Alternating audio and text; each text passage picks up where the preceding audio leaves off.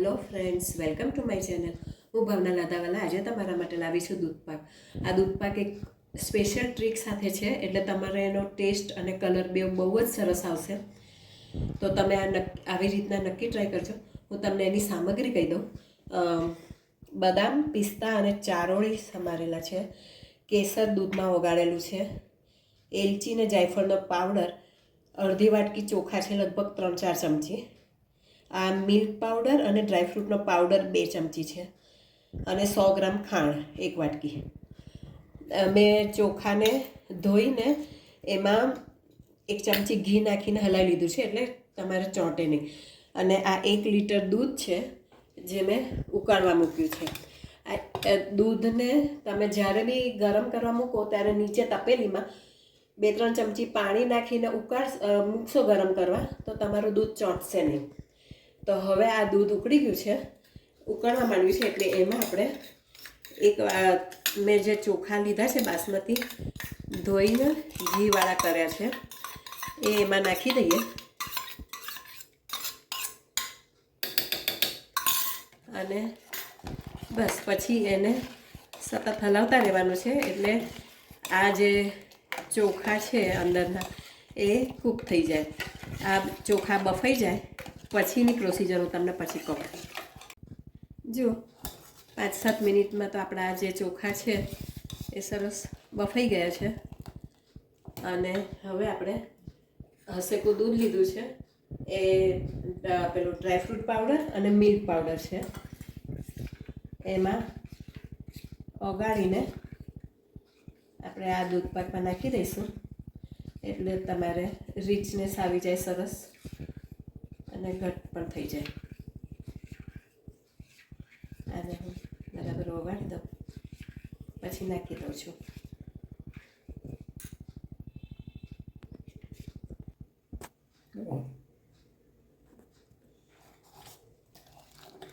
આ આપણે ડ્રાયફ્રૂટ અને મિલ્ક પાવડરનો પાવડર અંદર નાખી દીધો છે, એટલે હવે એમાં સરસ રીચનેસ આવી જશે.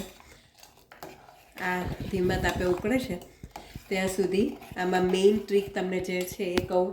આપણે ખાંડ એમને નથી નાખવાની, ખાંડ કેરેમલાઇઝ કરીને નાખવાની છે. એને આવી રીતના એ કરીને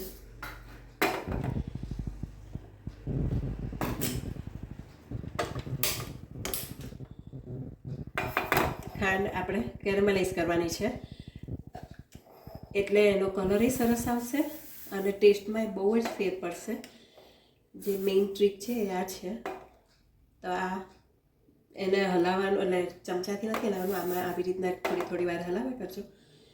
5 મિનિટમાં કેરેમલાઇઝ થાય પછી હું તમને બતાડું. આ તમે જોઈ શકો છો કે આપણી ખાંડ સરસ કેરેમલાઇઝ થઈ ગઈ છે. આ સરસ ઓગળી ગઈ છે. હવે આપણે ગેસ બંધ કરીને આમાં જ આ જે દૂધ છે એ આમાં નાખી દઈશું અને હલાવ્યા કરીશું.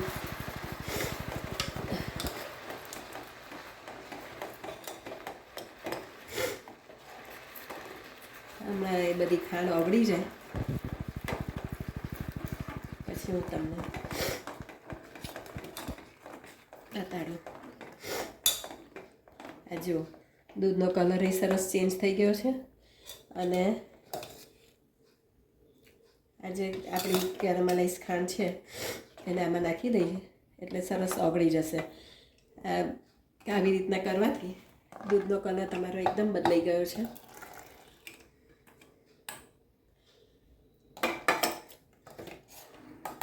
બસ હવે આને હલાવ્યા કરવાનું છે, એટલે પેલી જે કેરેમલાઇઝ ખાંડ છે આ એ ઓગળી જાય.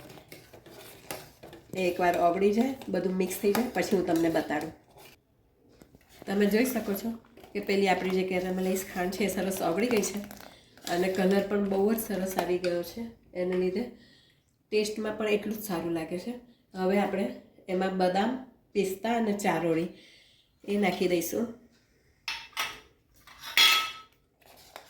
એલચી પાવડર અને જાયફળ પાવડર છે એ નાખી દઈશું. અને કેસરવાળું દૂધ જે છે એ નાખી દઈશ એટલે આપણો સરસ દૂધપાક તૈયાર થઈ ગયો છે. તમે ગેસ બંધ કરી દો પછી પણ દૂધને 5-5 મિનિટે હલાવતા રહેજો, નહીં તો ઉપર મલાઈ થઈ જશે. તો આ વખતે તમે આવો જરાક જુદી સ્ટાઇલમાં દૂધપાક બનાવશો તો બધાને બહુ જ ગમશે. તો તમે આ દૂધપાક નક્કી ટ્રાય કરજો. જો તમને મારી આ રેસીપી પસંદ આવી હોય તો પ્લીઝ મને સબસ્ક્રાઈબ જરૂરથી કરજો અને બેલ બટન દબાવજો. Thank you.